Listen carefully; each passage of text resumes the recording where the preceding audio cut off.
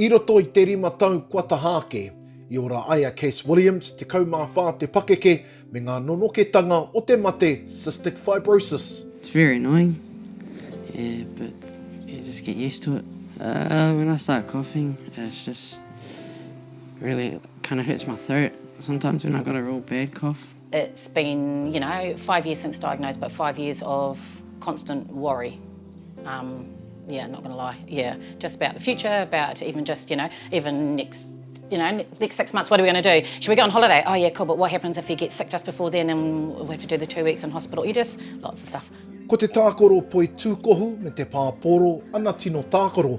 He oi, nā runga I ngā huatanga o te mate nei, ka tere tau ko te rūha ki runga ki aia. Nā reira e kore ia e tākoro ki tōna ake ike tanga. Just get real tired easily. First 10 minutes I get tired and it's hard to keep up. So when we got diagnosed, we did kind of as a whānau say, right, we're not going to let this, define him or determine what he does. We're going to try and just make it fit, as much as we can with our lifestyle and not change it too much for Kase. He grew up quite a really sporty kid, which is why they thought his diagnosis came in so late. So we wanted to make sure that we kept him playing sport because that was obviously helping his lungs. Ahakoa tērā, e mate ururotia ana e Kase kia whai tonu I te huarahi o te hākinakina, I nei kua huri tōna aro ki te reihi tō ki waka.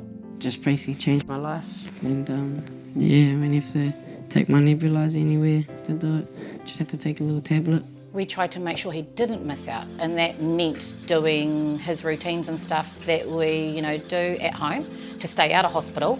We just needed to keep that up, and by us keeping that up, we have managed to probably not have as many hospital visits as he probably should have had from getting diagnosed to now, which is, what they kind of say to us at the hospital, just kind of keep doing what you're doing at home, but then sometimes you get bugs and it doesn't matter if we treat them at home.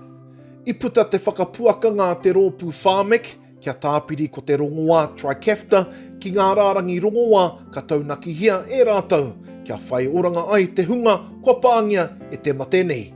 Yes, we're really hopeful, but it's one of those things where you don't want to get your hopes up because we've done that on a number of occasions now, but with Pharmac accepting and sending a message to the government saying that this drug is the wonder drug and is going to save the country a lot of money, that's extremely encouraging, and it's something that we've wished for, and I don't really know how people know how much that's going to change our lives, predominantly cases of course, but us as a whānau as well. Te mōhio āhia a Pharmac ka puta I tōna whakatau, me nā ai rānei ka taunaki te Rongoā trikefta.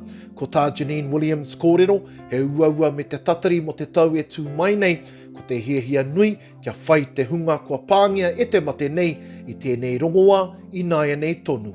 Tema Hemi, te reo o te uru.